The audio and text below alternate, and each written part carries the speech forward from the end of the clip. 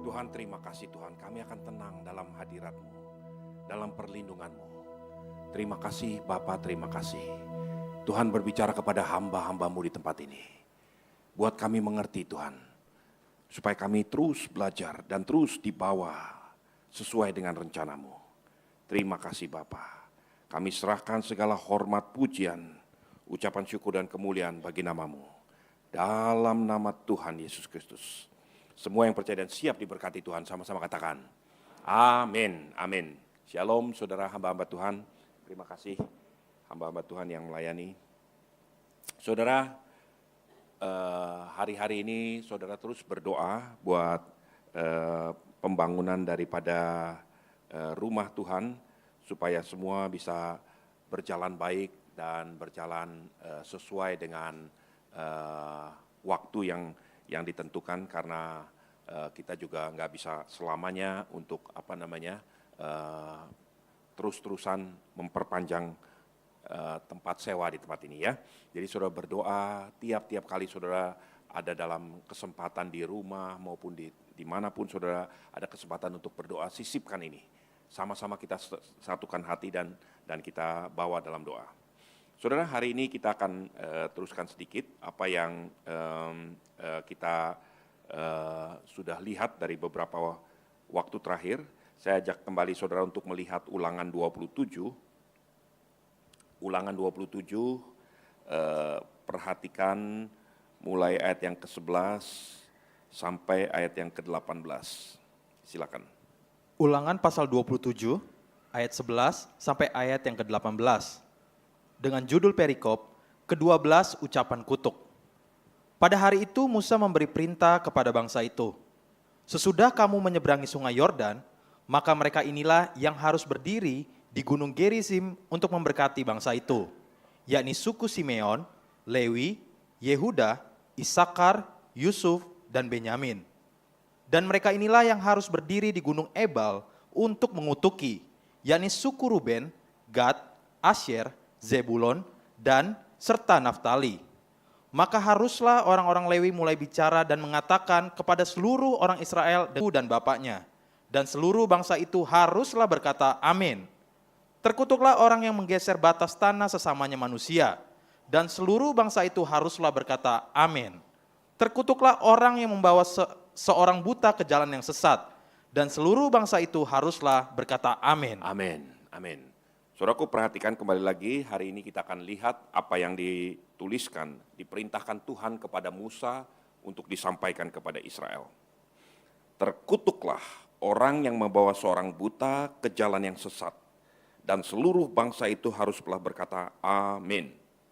Saudaraku, kalau kita melihat dari ayat ini secara letterlek, secara hurufiah, saya yakin semua kita akan berkata, nggak mungkinlah kita akan lakukan begini. Emangnya orang sakit jiwa apa? Kenapa kita harus membawa orang buta dan dituntun di jalan yang sesat? Ngapain kita mau lakukan prank seperti itu gitu ya? Untuk supaya orang buta kejeblos ke dalam sungai atau ke dalam got atau apa? Nggak akan mungkin orang yang berpikir dengan akal sehat akan melakukan hal ini. Nah, kalau memang nggak mungkin, kenapa Tuhan harus bicarakan seperti ini? Sebetulnya saya ingin sampaikan, yang Tuhan ingin sampaikan kepada gerejanya, terkutuklah yang membawa penyesatan. Saudaraku, mungkin dulunya saya berpikir penyesatan itu adalah sesuatu yang sifatnya melulu rohani, gitu ya. Tapi semakin saya belajar, saya melihat ada satu bidang lain yang semua kita perlu mengerti. Nah, saya satu kali melihat dari televisi di National Geographic gitu ya, saudara melihat ada sekelompok rusa atau sekelompok kuda zebra gitu ya sedang merumput. Lalu dari kejauhan ada singa, ada beberapa ekor singa yang sedang mengintai mangsanya. Atau mungkin ada binatang lain yang berburu secara pribadi seperti citah gitu ya, macan tutul gitu. Tapi ada yang berburu sendiri ataupun berburu bersama-sama. Tapi semua mereka mempunyai satu kesatuan. Mereka merangkak-rangkak, mereka mengamat-amati, memperhatikan, dan memilih yang paling lemah dari kawanan binatang-binatang yang sedang merumput itu. Yang mana yang paling lemah. Dan kemudian mereka bekerja sama. bekerja samanya begini. Tiba-tiba dari kelompok, katakanlah dari sebelah kiri sini, ada satu kelompok singa-singa betina yang menyerang, sehingga kalang kabut larinya. Yang paling lemah akan lari paling belakangan. Kemudian yang kuat-kuat akan lari terbirit-birit. Dan dari arah yang berlawanan ada singa lain yang sudah menghadang binatang yang paling lemah dan dengan mudah akan diterkam. Saudaraku, ketika saya mulai melihat ini, saya mulai diingatkan kepada ayat ini. Saudaraku, yang Tuhan ingin sampaikan di sini, terkutuklah penyesatan. Kalau penyesatan itu cuma sekedar buat prank, itu nggak akan ada orang mau lakukan ini, nggak kengangguran orang lakukan ini. Tapi kalau penyesatan itu dilakukan untuk tujuan kepentingan saya, orang akan lakukan ini. Atas nama Tuhan, atas nama kemanusiaan, atas nama apapun, kalau orang melakukan penyesatan untuk tujuan memperkaya diri sendiri, atau untuk tujuan kepentingan diri sendiri, maka manusia akan melakukan ini. Nah, saudaraku, dengan konsep seperti ini, penyesatan seperti ini, saudara bayangkan kenapa Tuhan begitu marahnya sampai dia katakan, terkutuklah orang yang menuntun orang buta ke jalan yang sesat. Dan seluruh bangsa harus berkata, amin. Saudaraku, hari ini kita akan belajar satu perkara. Penyesatan itu terjadi di berbagai bidang, termasuk juga di dalam gereja. Ada begitu banyak anak-anak Tuhan, hamba-hamba Tuhan terutama, yang mempraktekkan yang namanya praktek-praktek penyesatan. Tujuannya untuk saya. Orang lain mau hancur sampai seperti apapun, saya nggak peduli. Yang penting saya diuntungkan. Orang lain mau sampai menangis hancur-hancuran, saya nggak peduli. Yang penting saya disenangkan. Tujuan saya berhasil. Atas nama Tuhan sekalipun saya akan lakukan. Itulah penyesatan. Nah, saudaraku, saya ingin sampaikan hati-hati dengan kebenaran ini. Ya. Jadi ini yang sebetulnya Tuhan ingin sampaikan hari ini. Nah, saudaraku, kalau saudara melihat ayat 18 ini dari The Message Bible, itu dikatakan begini, God curse on anyone who misdirect a blind man on the road. All responded, yes, absolutely. Tuhan mengutuk siapapun yang misdirect, yang menuntun secara salah orang buta di jalan, dan semuanya harus berkata amin, yes, absolutely. Nah, ada kata misdirect. Nah, saudaraku, saya ingin sampaikan, kata yang sama digunakan untuk menerjemahkan kata fraud atau penipuan dan manipulasi. Dikatakan fraud itu adalah definisinya wrongful atau criminal deception or misdirect word or action intended to result in financial personal gain. Fraud atau manipulasi adalah satu tindakan untuk menuntun di tujuan yang di jalan yang keliru, di jalan yang salah, demi untuk kepentingan memperkaya diri sendiri. Inilah yang disebut misdirect atau fraud. Dan ini juga definisi yang sama yang digunakan untuk sebuah penyesatan. Nah, saudaraku, saya ingin ajak saudara untuk pelan-pelan memahami kebenaran ini. Nah, sekarang saya ingin cerita. Mungkin beberapa saudara, terutama mungkin yang terlibat di dunia capital market, saudara tahu apa yang terjadi, ya. Saudaraku, sebagai latar belakang, banyak institusi dunia memperkirakan tahun 2045 Indonesia akan menjadi salah satu dari 5 negara terbesar secara ekonomi di dunia, gitu ya. Dan pemerintah kita yang sekarang ini, yang dipimpin oleh Presiden Prabowo dan Gibran, mereka sedang berupaya mempersiapkan segala infrastruktur untuk mencapai yang namanya Indonesia Emas di 2045 atau 20 selebihnya. Dan untuk itu mereka betul-betul melakukan segala macam cara untuk mempersiapkan diri, menata kembali ekonomi, menata kembali infrastruktur, bukan hanya infrastruktur secara fisik, tapi infrastruktur secara makroekonomik di Indonesia. Nah, saudaraku, dari beberapa bulan terakhir ini, tiba-tiba bermunculan perkara-perkara yang membuat Indonesia namanya itu tidak harum. Ya. Nah, saya ingin bicara ini karena ini udah menjadi berita publik. Ya, jadi saya akan bicara supaya saudara juga melihat. Dan kebetulan ada beberapa teman yang bertanya kepada saya tentang hal ini, sehingga saya meluangkan waktu untuk melihat dan menyelidiki tentang apa yang terjadi.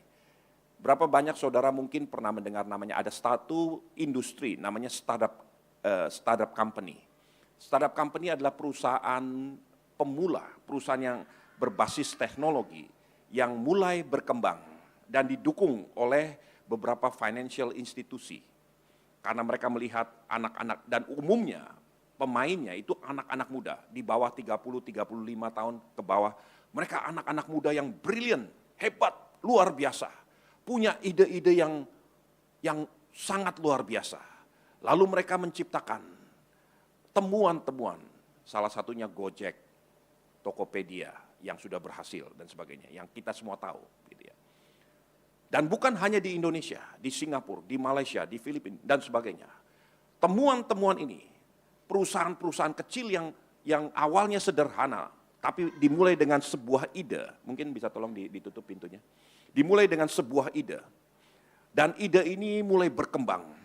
Setelah berkembang didanai oleh beberapa financial institusi dunia, dan kemudian makin berkembang, makin berkembang. Nah, saudaraku, ada yang berhasil, ada yang kurang berhasil, ada yang gagal total. Nah, ada juga beberapa yang memang dirancang untuk gagal dari awal. Karena dibuat hanya untuk ngemplang, hanya untuk nyolong, saudara. Salah satu yang sebetulnya sangat sukses, namanya e-fishery. Mungkin saudara pernah mendengar. Nah, ini didirikan tahun 2013 oleh seorang anak muda lulusan ITB. Namanya hampir sama, Gibran Huzaifah. Bukan Gibran wakil presiden. Gibran Huzaifah dengan temannya namanya Krishna Aditya. Tapi yang banyak berperan ini Gibran Huzaifah. Gibran hak lah kalau saya boleh katakan ya. Nah, dia memulai dengan satu konsep, sebetulnya ini orang sederhana. Tinggal di Jakarta. Orang tuanya orang tua yang sangat sederhana. Di rumahnya dia pelihara ikan lele. Dan dia mulai mencintai, hobi piara ikan lele. Dan ini menjadi sumber untuk membiayai hidup keluarga. Dia bisa diterima di sekolah di ITB. Selesai dia mempunyai hobi dia kembangkan terus. Lalu dia mulai melihat, kadang-kadang ikan-ikan itu diberi makan kebanyakan, kadang-kadang kurang diberi makan. Nah, karena dia seorang teknis, orang engineer, dia mulai memikirkan satu konsep ide baru yang namanya aquaculture. Ya, aquaculture itu teknologi air untuk pemberian pakan dan manajemen daripada platform untuk manajemen perikanan. Diciptakanlah satu alat namanya e-fishery. Alat ini adalah alat pemberi makan otomatis yang bahkan bisa dikontrol dari handphone dari jarak jauh. Gitu ya. Kapan ikan itu harus diberi makan, berapa banyak, berapa sering, semuanya dikontrol secara otomatis. Akibatnya, pakan itu sangat efisien sekali dan sangat efektif. Sesuai dengan jumlah ikan dan berapa besar ikan itu makin bertumbuh, maka pakannya akan makin banyak. Saudaraku, idenya kelihatannya sederhana, tapi itu brilian. Dan itu betul-betul harusnya, kalau itu terjadi betul, itu akan menjadi satu terobosan yang luar biasa. Dia berjuang habis-habisan dari tahun 2013. Terus ada beberapa yang mulai percaya. Di tahun 2018, dia ingin melakukan yang namanya terobosan. Ya. Sebagai perusahaan startup company, dia harus mengikuti yang namanya Series A, Series A. Yaitu satu corporate action di mana dia membuktikan apa yang dia sedang lakukan, dia membutuhkan dana untuk mengembangkan temuannya ini. Nah, dari apa yang dia kembangkan di series E ini, tahun 2018, dia berhasil menggalang dana 60 miliar rupiah. Terus ditambah lagi, ditambah lagi. Terakhir tahun 2023, dia menggalang dana kembali series D, Delta. Pada waktu itu dia berhasil menggalang dana 200 juta dolar. Hampir setara sekitar 4 triliun. Anak muda, 30-an tahun. Wah, luar biasa. Betul-betul saya harus akui ini orang hebat.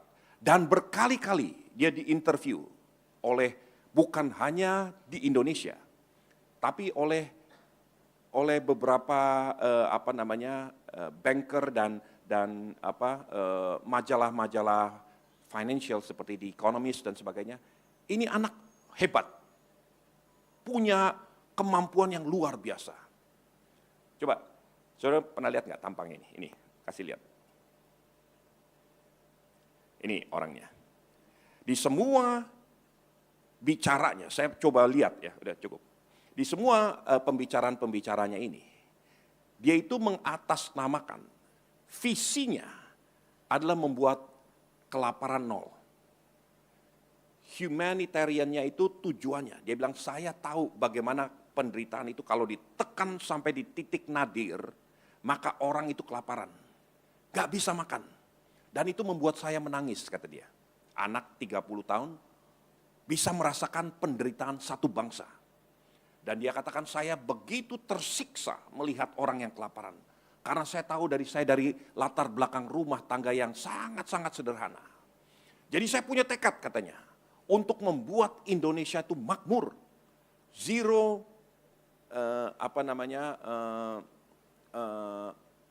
kelaparan itu jadi nol. Memberantas total kelaparan.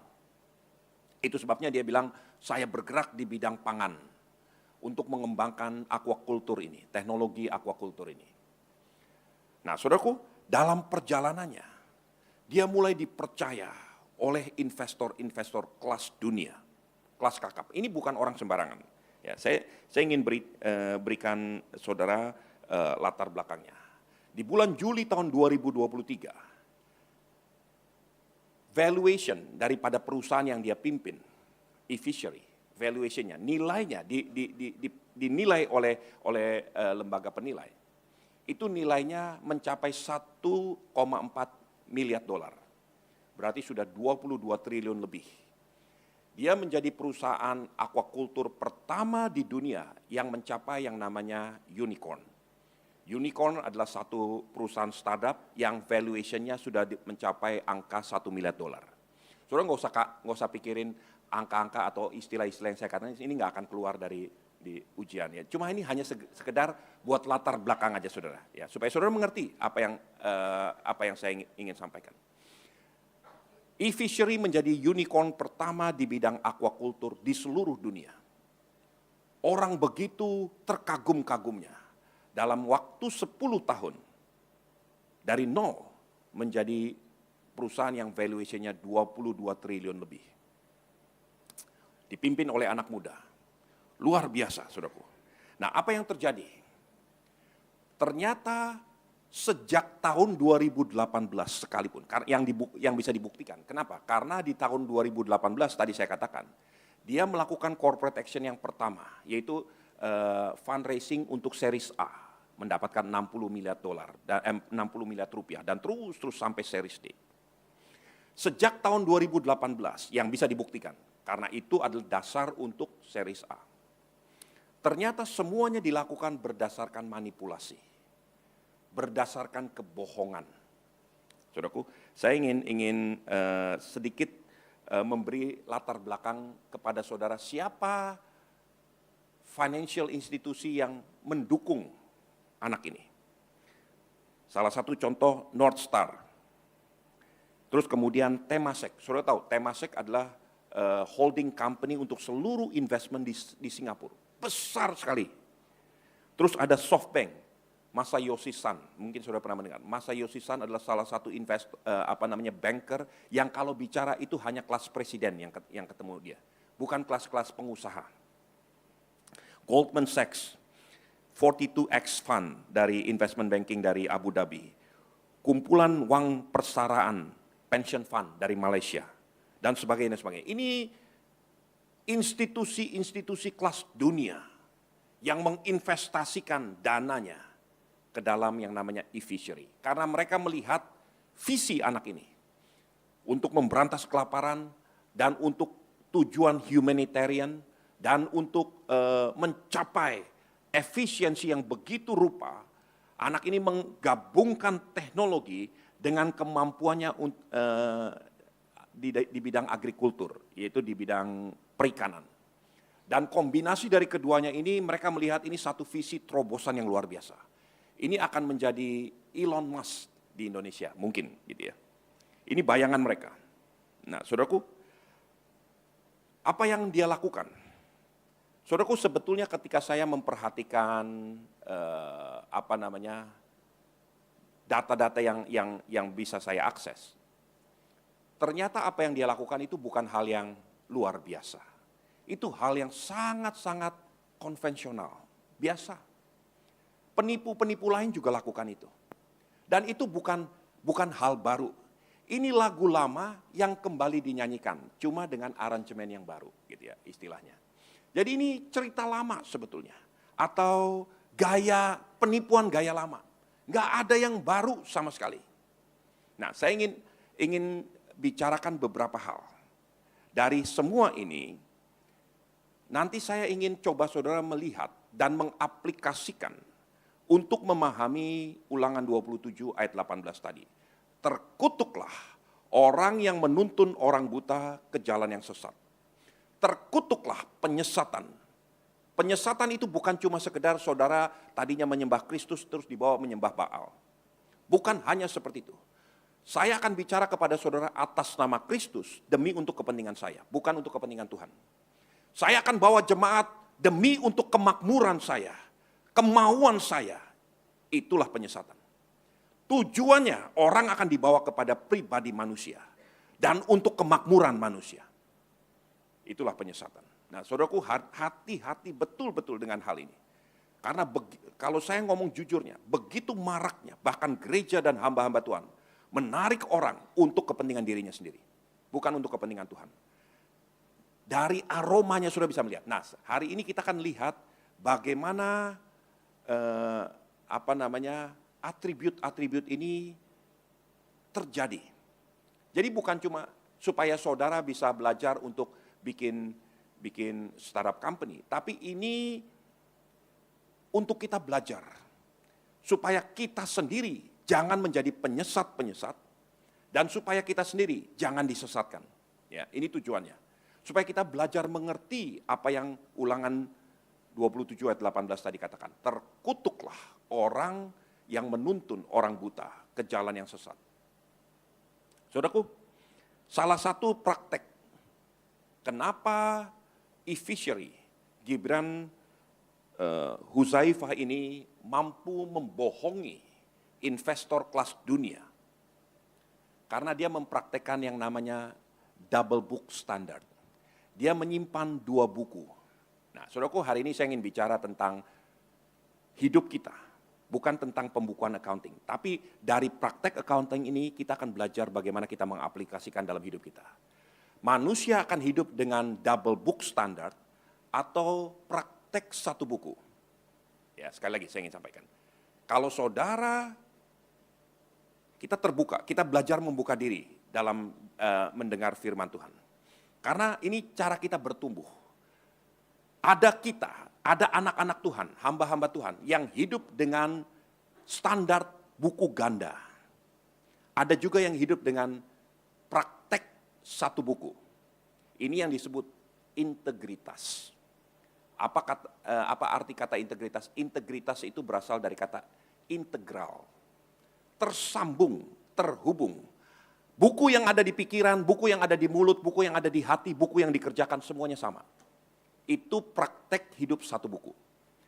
Tapi orang yang hidup dengan praktek double book, buku ganda, itu hidup di gereja sama hidup di luar itu beda. Yang diomong sama yang di dalam hatinya beda. Yang diomong sama yang dikerjakan itu juga beda. Itu praktek double book. pembukuan ganda. Tentu ini istilah yang saya pakai karena ini istilah accounting, tapi saya ingin aplikasikan ke dalam hidup kita sehari-hari. Hamba-hamba Tuhan, perhatikan sekali lagi.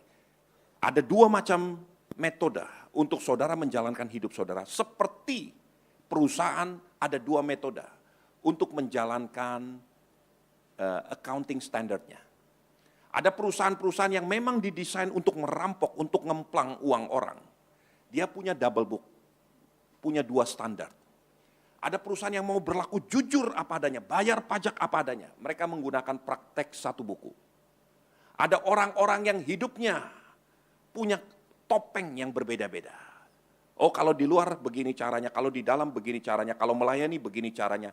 Itu praktek terjadi, saudaraku. Banyak terjadi di antara hamba-hamba Tuhan. Ada juga yang mempunyai praktek, ya udah saya apa adanya. Memang saya seperti ini. Ini praktek satu buku. Ini yang disebut orang yang berintegritas. Ya. Saudaraku, yang namanya e-fishery itu sejak tahun yang berhasil dibongkar sejak tahun 2018 sampai kasusnya meledak di akhir Desember 2024 kemarin. Baru ini jadi masih hangat dan prosesnya pun masih sedang berjalan. Itu sebabnya saya mungkin ada beberapa data yang mungkin akan berubah karena ini masih sedang berjalan, gitu ya. Tapi saya ingin sampaikan, kenapa para investor besar itu bisa terkecoh? Karena dia punya dua buku. Buku yang real, yang dipakai untuk menjadi acuan kerja, dengan buku yang digunakan untuk melapor kepada investor, kepada OJK, dan kepada semua pihak luar, kepada board. Itu adalah buku yang berbeda. Ya, saya mencoba melihat contohnya nih ya. Mereka punya buku yang di-running di dalam accounting system namanya ERP. Dan mereka juga punya laporan keuangan yang dibuat dalam bentuk Excel. Dan ini yang keluar. ERP hanya dipegang oleh 1-2 orang. Gibran H tadi. Dan Excel ini dibuat oleh accountant, tapi atas petunjuk, atas instruksi daripada CEO-nya, daripada presiden direkturnya. Jadi cara dia menentukan seperti ini. Yang pertama dirubah, di otak-atik adalah revenue-nya, omset atau pendapatan kotor. Pendapatan kotornya 10. Oh enggak, jangan tulis 10, tulis 200. Dari mana angkanya? Udah pokoknya saya ambil 200, gitu. Tulis 200. Terus kemudian semuanya dirubah berdasarkan apa yang pemimpinnya katakan. Contohnya nih, ini yang saya ambil dari hasil laporan mereka sendiri. Tahun 2021, berdasarkan hasil laporan ERP, pendapatan kotor atau revenue-nya itu 958 miliar. Tapi dari Excel yang dilaporkan ke investor dan ke lembaga keuangan, itu pendapatan kotornya 1,6 triliun tahun 2021. Berarti perbedaannya di pendapatan kotor sendiri itu 40% di markup-nya. Terus saya lompat ke tahun 2024. ERP melaporkan sebetulnya revenue-nya 2,6 triliun. Tapi di Excel revenue-nya dilaporkan 12,3 triliun. Jadi perbedaannya 80%. Sudah lihat, di tahun 2018 nyolongnya 40%. Di tahun 2024 nyolongnya 80%. Itu revenue-nya. Otomatis karena pendapatan kotornya dimainkan, net profit margin-nya juga berbeda. Contohnya, tahun 2021 ERP EBIT earning before interest and tax daripada e-fishery itu adalah negatif 164 miliar. Jadi artinya rugi 164 miliar. Berdasarkan laporan Excel dia untung 142 miliar. Fiktifnya, kebohongannya itu 215%. Tahun 2024 laporan yang sesungguhnya dia itu rugi 571 miliar, tapi yang dilaporkan dia untung 261 miliar. Jadi fiktifnya adalah 320 miliar, 320%. Semakin hari gap antara yang benar dengan yang salah makin besar. Baik itu di pendapatan kotor maupun di EBIT, earning before interest and taxes. Saudaraku, hal ini terjadi. Saya latar belakang finance accounting, tapi saya bukan auditor. Anak saya auditor. Saya bicara dengan anak saya tanya, sebetulnya auditor itu kenapa bisa nggak tahu gitu? Kalau saya sebagai CFO, saya mainkan angka-angka. Kenapa auditor bisa nggak tahu? Karena ternyata yang diberikan kepada auditor itu hanya laporan palsu, laporan Excel-nya. Dan kemudian CEO-nya atau Gibran ini dia tanda tangan, menyatakan bahwa laporan ini benar apa adanya. Dan di backup dengan data ada di bank. Jadi mutar-muternya itu dibuat ada laporan di bank, ada invoice-nya, semuanya dibuat mendukung laporan ini. Nah, auditor akan mengendorse saja. Oke, kalau begitu, kalau memang ada di bank, maka diterima apa adanya. Saudaraku, saya ingin sampaikan hal yang pertama ini. Apa yang bisa kita belajar di sini? Saya bukan cuma ingin melihat dari kacamata, karena ini bukan mahasiswa keuangan. Ini kita mau belajar kebenaran firman Tuhan. Dalam hidup sehari-hari, manusia dimulai dengan menggunakan buku ganda atau satu buku yang disebut tadi integritas. Saudaraku, kalau saudara dan saya membiasakan diri hidup dengan standar buku ganda, sebentar lagi saudara, ini sebetulnya satu bukti bahwa kerapuhan dalam karakter kita itu sedang terjadi. Kita punya double standard dalam hal mengaplikasikan hidup saya. Apa yang saya pikirkan, apa yang saya katakan, apa yang saya perbuat itu berbeda. Itu contoh sederhana bahwa orang itu sedang menjalankan praktek buku ganda. Tapi kalau saudara menjalankan praktek hidup satu buku, maka engkau akan bicara apa adanya, berpikir apa adanya, melakukan juga apa yang kau bicarakan. Tidak mungkin kita berkata atau hidup dengan praktek buku ganda, tapi sebetulnya kita takut Tuhan. Saya ingin sampaikan, tidak mungkin. Karena selalu perusahaan yang memulai dengan praktek buku ganda punya tujuan jahat, punya tujuan untuk memanipulasi laporan keuangan untuk tujuan pribadi. Kenapa harus kita lakukan seperti itu? Kenapa harus saya berbeda di rumah dengan di gereja? Kenapa saya harus berbeda di mimbar dengan di bawah mimbar? Kenapa kalau saya melayani saya selalu kelihatan seperti orang yang diurapi Tuhan, tapi kalau enggak melayani saya seperti orang yang urakan. Itu contoh sederhana saya sedang menjalankan praktek hidup ganda. Kalau ini terjadi, saudara harus mengerti betul-betul. Maka sebentar lagi kerapuhan karakter ini akan menggerogoti. Ini seperti bom waktu yang akan meledak satu kali sewaktu-waktu. Saudaraku, kembali bulan lalu saya sempat bicarakan tentang hal ini. Saya ingin berikan saudara untuk mengingatkan kembali apa yang bisa kita perhatikan, bagaimana sebetulnya saya ini sedang mempraktekkan hidup yang berganda atau hidup yang mempunyai integritas. Saya ini orang yang bermuka dua, atau saya ini apa adanya. Saudaraku, perhatikan kembali apa yang dikatakan di dalam Matius 7 ayat 12. Segala sesuatu yang kamu kehendaki supaya orang perbuat kepadamu, perbuatlah demikian kepada mereka. Itulah isi seluruh hukum Taurat dan kitab para nabi. Saudaraku, bahkan seluruh kitab-kitab para nabi dan hukum Taurat, jadi dari kitab Kejadian sampai kitab Maleakhi, kalau diperas semuanya, isinya cuma satu. Ini yang disebut the golden rule. Kalau kamu tidak mau dicubit, jangan nyubit orang. Kalau kamu mengharapkan orang begitu, kamu harus lakukan itu dulu. Kalau kamu tidak berani membeli barang ini dengan harga segitu, jangan jual barang ini dengan harga segitu. Sesederhana ini. Do as you wish others to do unto you. Lakukan kepada orang lain seperti yang engkau inginkan orang lain lakukan kepada dirimu. Saudaraku, Coba renungkan sebentar dalam kehidupan kita sehari-hari. Kita nasihati anak kita. Kita berikan peringatan kepada anak-anak kita. Apakah saya sendiri melakukan hal ini? Seorang tua dipanggil oleh gurunya, "Pak, tolong ibu guru mau bicara dengan orang tua daripada si Udin." Orang tua si Udin datang. "Kenapa ibu guru?" "Ini Pak, si Udin ini suka nyolong."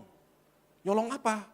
"Ya kecil-kecil sih, dia nyolong penghapusnya temennya, nyolong pensil temennya, nyolong bolpen temennya." "Aduh Udin, kenapa dia nggak ngomong aja sama papahnya? Papa kan bisa ambil dari kantor." Ternyata papahnya juga maling, saudaraku. Saudaraku, ini kita terjadi di mana-mana. Kalau guru kencing berdiri, murid akan kencing berlari. Jadi sebelum saudara ajarkan anak-anakmu, ajarkan dirimu sendiri. Kalau saudara hidup dengan praktek 2 buku seperti ini, itu bukti bahwa karakter kita sedang rapuh. Itu hanya menunggu masalah waktu sampai kerapuhan ini akan digerogoti dan hancur total. 2018 e-fishery melakukan hal itu. 2024 akhir kasusnya terbongkar. Nggak akan bisa bertahan lama. Orang bisa melihat itu 2018, 2019 itu yang namanya COVID. Sepanjang COVID, orang perusahaan-perusahaan itu jatuh begini, dia begini. Makin besar. Dan begitu dapat fundraising, bagi-bagi bonus, ayo kita makan-makan, bagi bonus di antara kita. Wah, nah saudaraku, saya ingin ajak saudara untuk melihat lebih jauh lagi. Sekarang bagian kedua, yang kita gereja Tuhan bisa belajar. Saya bertanya kepada anak-anak saya, kepada anak saya yang terutama, karena dia adalah auditor. Kalau kamu mengaudit, dia salah satu auditor dari The Big Four. Ada 4 auditor besar di dunia. Ernst & Young, KPMG, Deloitte, dan PricewaterhouseCoopers. Dan auditor daripada e-fishery itu adalah The Big Four. Kok bisa nggak ketahuan? Namanya juga auditor. Masa nggak tahu, masa nggak mencium ada bau yang janggal gitu ya. Ada praktek-praktek accounting yang nggak tepat gitu. Masa nggak bisa mencium hal-hal seperti ini? Nah, anak saya bilang begini, karena yang dikasih ini hanya yang mau dikasih. Jadi auditor itu nggak boleh masuk ke dalam sistem ERP. Dia bilang, bukunya ini. Bukunya adalah buku Excel yang mereka bisa produksi dan ditandatangani. Ini semua benar. Periksa aja laporan bank dan semuanya. Semua benar. Jadi mereka tidak dibawa masuk ke dalam buku yang sesungguhnya. Saudaraku, saya ingin sampaikan. Ketika saya renungkan ini, nah ini bagian kedua yang kita, anak-anak Tuhan, hamba-hamba Tuhan bisa belajar. Bagaimana kita bisa bertumbuh secara karakter. Semua kita, either kita punya yang namanya auditor, atau cuma sekedar tim hore. Kalau saudara dikelilingi oleh tim hore, hore, puji Tuhan, bagus, hebat. Sebentar lagi saudara akan hancur. Nggak akan bisa bertumbuh. Tapi kalau saudara dikelilingi oleh auditor yang betul-betul auditor, maka ada penyelewengan sedikit pun langsung kelihatan. Apa artinya? Kalau hidup kita sebagai hamba Tuhan, itu membalut diri dan hanya mempresentasikan diri kita terhadap orang-orang sebagai tim hore buat kita. Sebagai cheerleaders, saya ulang tahun, puji Tuhan, panjang umurnya. Semuanya baik, cuma buat hahaha doang, gitu ya. Ya udahlah, kita sama-sama ngerti, udah kita begitu. Saudaraku, saudara nggak akan pernah bisa bertumbuh. Kekristenan itu bukan tergantung satu sama lain, bukan dependent upon one to another, tapi interdependent, bergantung, saling ketergantungan. Itu sebabnya gereja harus mutlak punya satu komunitas. Tadi siang atau tadi pagi saya bicara dengan ketua-ketua kompak. Saya dapat laporan dari Christian, saya kirim balik kepada ketua-ketua kompak. Saya katakan gini, coba lihat, laporannya merah semuanya, hampir semuanya merah. Itu artinya saya menutup diri. Saya nggak perlu orang lain untuk menegur saya. Saya nggak perlu orang lain untuk mengoreksi diri saya. Udahlah, saya ketemu cuma kalau ayo latihan, melayani. Tapi dalam praktek hidup saya nggak berani bawa orang masuk ke rumah saya. Saya nggak mau memperkenalkan dia kepada istri saya. Melihat hidup saya, cara saya makan, cara saya hidup, saya nggak mau diutak-atik. Itu contoh orang yang sedang dikelilingi oleh tim Hore. Dan itu yang dilakukan oleh Gibran Huzaifah. Ini boleh dilihat yang ini, tapi yang itu, yang ERP, yang real, the real me, jangan diutak-atik. Nggak ada orang yang tahu, that's only me. Saya tutup rapat-rapat, sampai ketika itu kebongkar, dipermalukan. Berapa banyak hamba-hamba Tuhan menutup diri rapat-rapat, sedemikian rupa, saya nggak mau ikut campur. Begitu diusik sedikit, langsung bilang, udah, saya nggak mau melayani, saya nggak perlu gereja-gerejaan. Saudaraku, saya ingin sampaikan, saudara nggak akan mungkin bisa bertumbuh dengan cara seperti itu. Dengan sikap seperti ini, tidak seorang pun bisa bertumbuh. Saudara harus berani membuka diri. Mungkin nggak usah pengumuman, saya ini mantan pelacur loh, ngapain begitu. Tapi saudara harus berani membuka diri di dalam satu komunitas. Di komunitas itulah, maka saudara akan dipulihkan, dibalut, diberitahu. Ini praktek-praktek gini bahaya loh. Kamu suka bergenit-genitan begini, ini bahaya. Kamu suka dikit-dikit minjem, dikit-dikit minta uang, dikit-dikit begini, dikit-dikit bohong. Ini bahaya loh. Ada nggak orang seperti itu di hidup kita? Kalau saudara nggak pernah punya orang seperti ini dalam hidupmu, yang berani mengatakan kepada saudara, hati-hati loh. Kalau cara begini seperti ini, satu kali kamu jatuh dan nggak akan pernah bangun lagi. Kalau nggak ada orang seperti ini kabar malapetaka buat saudara. Saya ingin sampaikan. Karena hidupmu dikelilingi dengan cheerleaders, dengan tim Hore. Yang hore, wah bagus ya, selamat, puji Tuhan. Dah, pokoknya nggak akan masuk ke dalam-dalam. Saudaraku, itu yang terjadi dengan perusahaan. Kalau perusahaan membalut dirinya, menutup dirinya, bahkan auditor kelas dunia pun bisa dibohongi, maka sebentar lagi dia akan hancur. Ketika meledak, bayangin saudaraku, umur saat ini, umur 35 tahun. Siapa yang mau percaya lagi? Dia kembali ke nol. Bahkan mungkin lebih nol dari nol. Lebih bawah lagi dari nol. Nggak ada orang yang mau percaya lagi. Diketik aja namanya. Google akan mencuatkan semua latar belakangnya, pengalamannya, apa yang terjadi, dan sebagainya. Maukah kita hidup seperti ini? Hamba-hamba Tuhan, saya ingin sampaikan. Hati-hati. Semakin saudara dewasa dalam Tuhan, semakin hati-hati bawa dirimu. Cara praktek usahamu, cara praktek hidupmu, cara praktek engkau melayani, hati-hati, sungguh-sungguh. Saudaraku, selama saya melayani, semakin hari saya semakin takut. Karena kalau saya jatuh, yang dipermalukan Tuhan, keluarga, gereja. Makin takut, saudaraku. Betul, saya ingin sampaikan. Saya sampai Tuhan, saya makin mulai bisa menyadari bagaimana Agur bin Yake bisa berkata, jangan berikan aku terlalu kaya atau terlalu miskin sampai aku lupa daratan. Saudaraku, semakin takut, hidup semakin takut. Penyesatan itu terjadi ketika saya bawa sesuatu untuk kepentingan saya. Demi for my glory. Untuk kepentingan, kemuliaan saya. Nah, yang kedua yang dilakukan oleh e-fishery adalah dia mampu mengelabuhi auditor-auditor. Karena auditor itu akan menjadi alat untuk meng-endorse dia mendapatkan uang. Untuk meng-endorse dia mendapatkan pinjaman, suntikan dana lebih banyak lagi. Berapa banyak saudara yang melakukan ini? Saya beberapa kali ditipu oleh anak-anak Tuhan. Begitu dia tahu saya hamba Tuhan, ayo Pak Pendeta, sebelumnya berdoa dulu buat saya. Kita berdoa. Terus kemudian ujung-ujungnya pinjam duit dan gak pernah bayar. Saudaraku, ini terjadi saudaraku. Saya ngomong apa adanya. Ini kan direkam nanti dimasuk di YouTube. Saya ngomong apa adanya. Mungkin orang yang lakukan itu juga dengar. Saudaraku, saya ingin sampaikan, kalau itu terjadi, saya gunakan kekristenan saya seperti cheerleader atau seperti auditor yang cuma sekedar, ayo ikut tanda tangan. Yang penting ada namanya PricewaterhouseCoopers atau ada namanya Ernst & Young, Deloitte, KPMG, supaya saya bisa raise fund untuk lakukan corporate action dan mendapatkan uang lebih banyak lagi. Lalu bagi-bagi bonus lebih banyak lagi. Pesta pora lebih banyak lagi. Saudaraku, praktek yang dilakukan di luar sana ternyata juga terjadi di dalam gereja. Ada begitu banyak gereja yang memuakkan sekali cara hidupnya.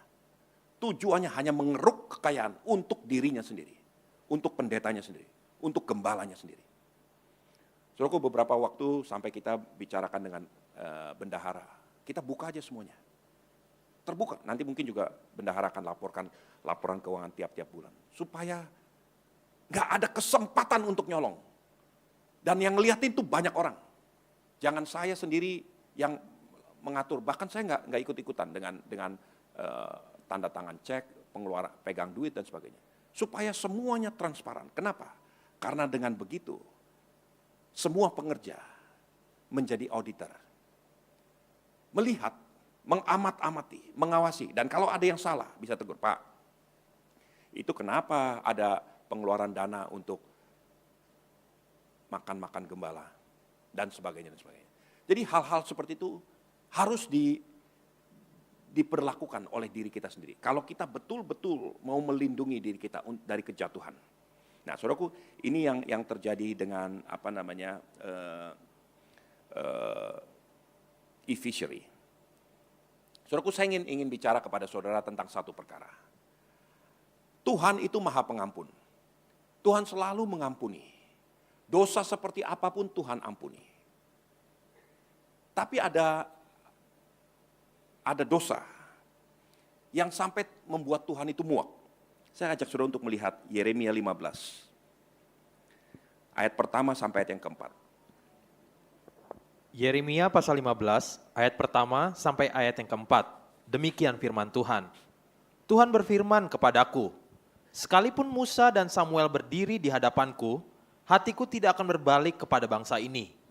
Usirlah mereka dari hadapanku, biarlah mereka pergi.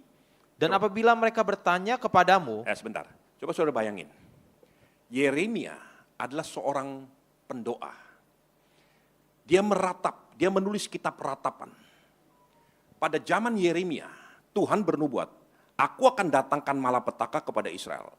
Bangsa ini akan ditarik ke perbudakan, yaitu ke Babel selama 70 tahun. Lalu Yeremia berdoa, menangis di hadapan Tuhan. Tuhan bilang, udah ya Yeremia, nggak usah nangis. Jangankan kamu, kalau toh dua pendoa syafaat terbesar sepanjang sejarah dunia, yaitu Musa dan Samuel, berdiri di hadapanku bersama-sama, aku nggak akan bergeming untuk mengampuni bangsa ini. Coba saudara bayangkan, ini Israel, dan yang bicara adalah Tuhan sendiri. Dia berkata kepada Yeremia, udah nggak usah nangis, udah nggak usah bersyafaat bagi bangsa ini. Kalau toh Musa dan Samuel berdiri sama-sama di hadapanku, aku pun tidak akan bergeming. Lihat lebih lanjut lagi. Ayat kedua, dan apabila mereka bertanya kepadamu, kemanakah kami harus pergi? Maka jawablah mereka, beginilah firman Tuhan, yang ke maut, ke mautlah, yang ke pedang, ke pedanglah, yang ke kelaparan, ke kelaparanlah, dan yang ketawanan, ketawananlah. Nah, bentar sebentar. Sampai Tuhan itu sepertinya nggak mau ambil pusing. Yeremia bertanya, nanti kalau mereka tanya, kalau Tuhan nggak mau peduli gimana lagi? Kita mau kemana? Lalu Tuhan bilang gini, yang mau mati, mati aja. Yang mau pergi kelaparan, kelaparan aja. Yang mau ke maut lah. Yang mau ke kelaparan, kelaparan. Yang mau ke pedang lah. Artinya itu seperti itu. Mau mati ya mati. Mau lapar ya lapar. Mau binasa ya binasa. Coba saudara bayangkan. Coba renungkan sebentar. Ini enggak seperti Tuhan bicaranya. Betul?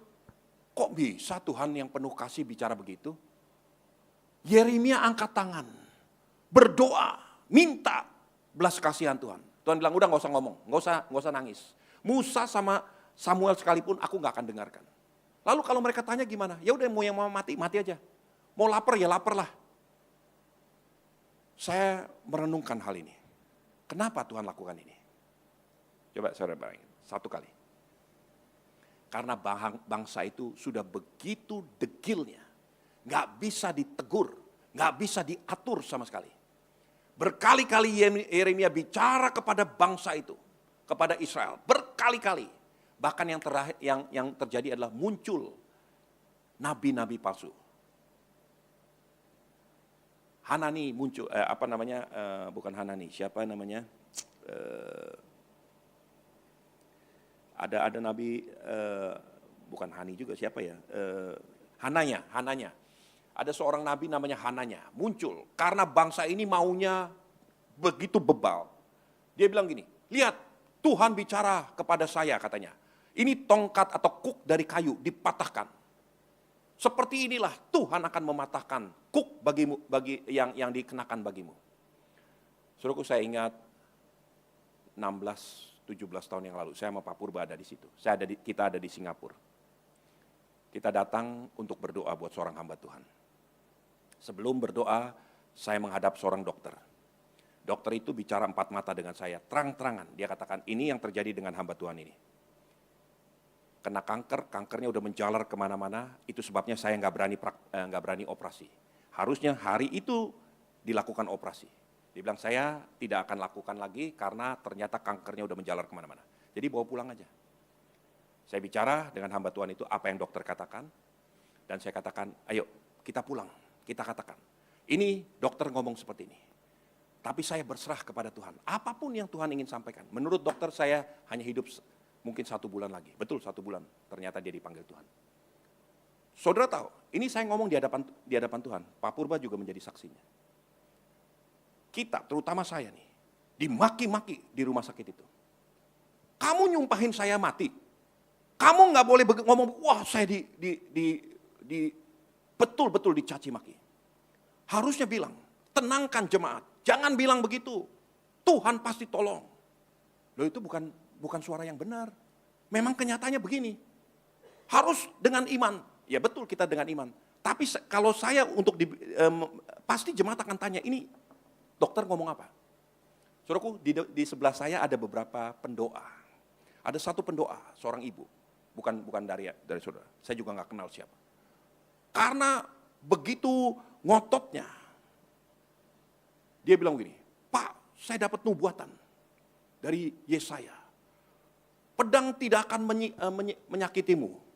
Apa yang dikatakan oleh orang akan kau buktikan bersalah. Waduh, saya pikir ini Hananya nih. Ini nabi palsu nih. Saudaraku, ada yang seperti ini. Jadi nabi palsu itu akan melihat siapa orang yang memang punya hati yang degil. Lalu dia akan mengatakan, amin, ya betul. Nah saudaraku, saya melihat ini, praktek-praktek seperti ini. Puluhan tahun.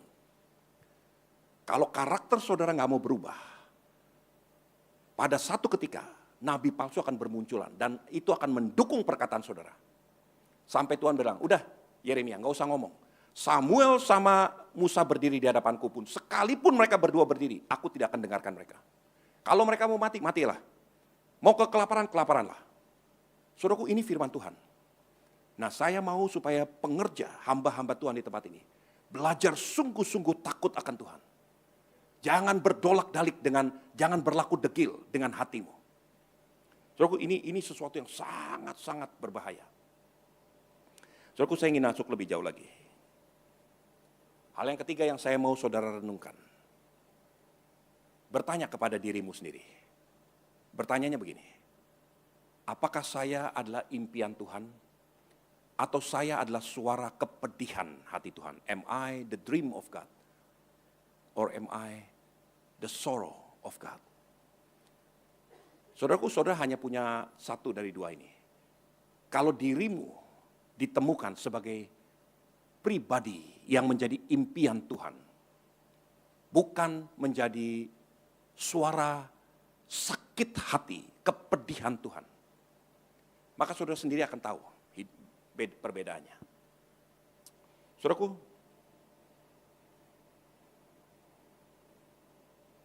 apa yang dilakukan oleh Gibran Huzaifah dengan e-fishery-nya, saya tahu kita suka nggak suka, itu akan menjadi catatan buruk buat ekonomi Indonesia.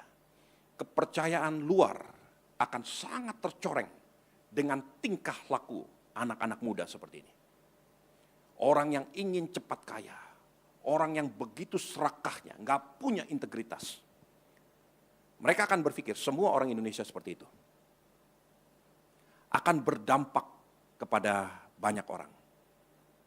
Saya ingin sampaikan, penyesatan yang dilakukan oleh anak-anak Tuhan atau oleh hamba-hamba Tuhan akan berdampak kepada gereja Tuhan. Kalau saudara ngutang dan gak mau bayar, orang bisa kepahitan sama saudara. Dan mungkin dia akan tinggalkan gereja, tinggalkan Tuhan selama-lamanya. Kalau saudara berbuat jahat kepada orang dengan sengaja sebagai predikatmu sebagai hamba Tuhan atau sebagai pelayan Tuhan, maka engkau bukan membawa jemaat datang kepada Tuhan. Engkau akan mengusir jemaat yang ada keluar dari Tuhan. Kalau itu praktek yang saudara lakukan demi kepentingan saya sendiri, demi kepentingan kita sendiri. Saudaraku, hal ini adalah sesuatu yang sangat-sangat berbahaya. Saudara, saya ingin ajak saudara untuk melihat. Saudara pernah mendengar kisah yang paling sederhana adalah kisah Malin Kundang. Ya, kita sebagai orang Indonesia, kita pasti semua pernah mendengar kisah Malin Kundang. Anak yang durhaka. Kemudian saking beratnya hati mamah, semua mamah di seluruh dunia, mau mamah dari manapun, punya satu hal yang sama. Berharap semuanya untuk anaknya. Dulu saya pernah bekerja di satu perusahaan pelayaran. Beberapa kali saya kantornya ada persis di pinggir daripada pelabuhan Belawan.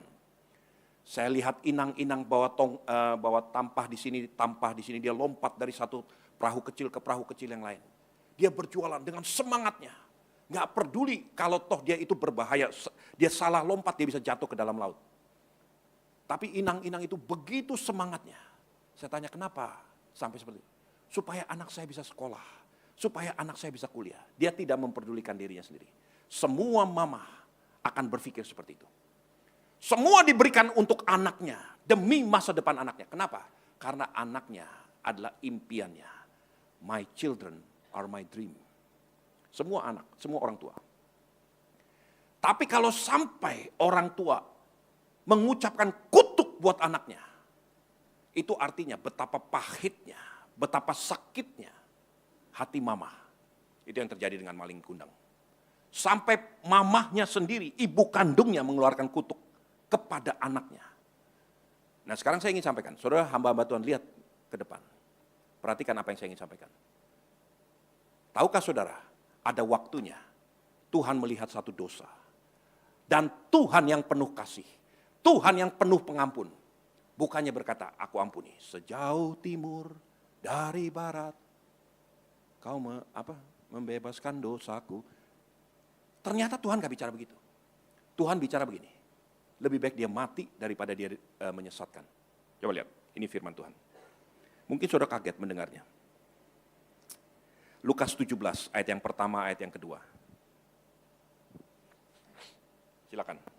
Lukas pasal 17 ayat yang pertama sampai ayat yang kedua. Dengan judul perikop, beberapa nasihat. Yesus berkata kepada murid-muridnya, tidak mungkin tidak akan ada penyesatan, tetapi celakalah orang yang mengadakannya.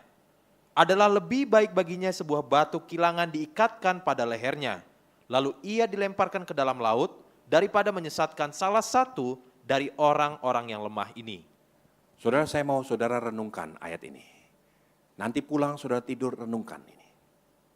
Tiba-tiba Tuhan yang menyebut dirinya El Olam, the God who give you birth, Tuhan yang melambangkan dirinya seperti ibu yang melahirkan, sampai berkata, orang yang begini lebih baik dia mati sekalian, diikatkan batu kilangan, cemplungin ke dalam laut, daripada dia menyesatkan yang lain-lain. Saudara bisa melihat betapa pedihnya, betapa hancurnya hati Tuhan. Bagaimana mungkin seorang ibu bisa berkata kepada anaknya, terkutuklah engkau, lebih baik engkau mati daripada engkau hidup seperti ini. Ini perkataan Tuhan, saudaraku. Hari ini, saya ingin bicara kepada semua hamba-hamba Tuhan. Jangan lagi menjadi penyesat-penyesat. Kalau saudara sampai betul-betul kekurangan, bicara jujur, berlutut di hadapan Tuhan. Tuhan, aku gak punya uang Tuhan, aku gak bisa makan. Apa memang Tuhan mau saya puasa atau bagaimana? Saudara bicara terbuka, daripada engkau berbuat jahat, daripada engkau menipu atau punya tujuan-tujuan jahat. Saudaraku, beberapa dari saudara saya juga mengikuti kasus-kasus yang saudara alami. Begitu banyak hamba-hamba Tuhan, sebagian dari gereja lain juga, yang sampai menyakitkan sekali, menjijikkan tingkah lakunya. Nah, saya ingin sampaikan, jangan sampai ada seorang hamba Tuhan di sini, atau sama sekali jemaat, yang berbuat penyesatan untuk dirinya sendiri. Karena orang-orang ini sedang memilukan hatinya Tuhan. Yang sampai Tuhan berkata, lebih baik diikatkan batu kilangan, ceburin ke laut, daripada dia menyesatkan orang lain. Ada orang-orang yang sampai begitu pahitnya, karena dihancurkan oleh hamba Tuhan. Nah, hamba-hamba Tuhan, anak-anak Tuhan, saya gunakan kasus e-fishery untuk melihat dan menganalisa atau memahami apa yang Ulangan 27 ayat 18 katakan. Terkutuklah orang yang menuntun orang buta ke jalan yang sesat. Mulai hari ini tugasmu, tugas semua kita adalah sebagai gembala yang menuntun domba-domba ke padang rumput yang hijau, ke air yang tenang, bukan ke jalan yang sesat. Jangan memperkaya dirimu sendiri, jangan mengambil keuntungan untuk dirimu sendiri. Saudaraku, saya katakan seperti ini, kalau sampai saya melakukan hal itu kepada saudara, saudara harus berdiri dan berbicara, ini nggak benar, tinggalkan gereja ini, karena dipimpin oleh orang yang salah sama sekali.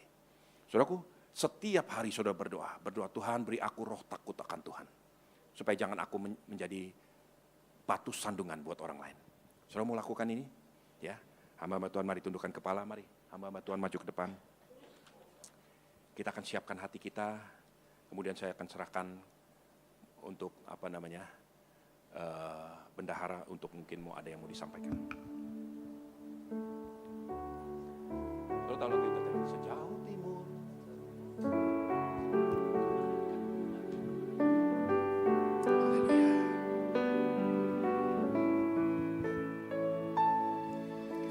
Sejauh timur dari barat, Engkau membuang dosaku. Tiada Engkau mengingat lagi pelanggaranku. Amin.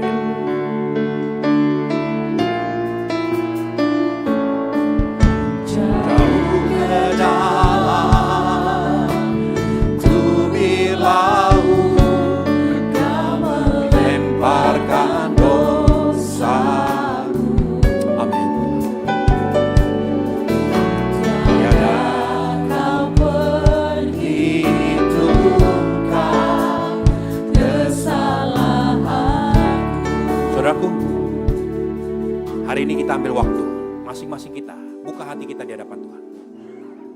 Jadikan Tuhan, Roh Kudus itu sebagai auditor, yang menguji, menyelidiki semua hal-hal yang tidak berkenan, dia dicopot satu persatu. Minta Tuhan untuk singkapkan hal-hal yang tidak berkenan, supaya hidupmu terbebas dari semua pelanggaran. Dan mulai hari ini belajar mempunyai satu komunitas di mana saudara bisa berbagi dan bercerita supaya ada penjaga-penjaga di sekeliling. Saudaraku, saya ingin berdoa. Semua tumpangkan tanganmu di dadamu masing-masing. Tuhan, beri kami hati yang lembut. Beri kami hati yang penuh kelemah lembutan. Hati yang rendah Tuhan. Untuk siap ditegur, untuk siap dikoreksi. Supaya orang-orang yang Kau tempatkan di sekeliling kami menjadi pribadi-pribadi yang siap menegur dan mengoreksi kami. Kami bersyukur Tuhan kalau hari ini Kau bicara kepada setiap kami. Supaya nama Tuhan dipermuliakan. Supaya hidup hamba-hamba-Mu tidak menjadi batu sandungan. Tuhan tolong kami untuk melangkah di waktu-waktu mendatang. Supaya kami tidak menjadi penyesat-penyesat yang memancing di air yang keruh. Mencari kepentingan diri sendiri. Dan supaya biar nama Tuhan dipermuliakan. Terima kasih Bapa.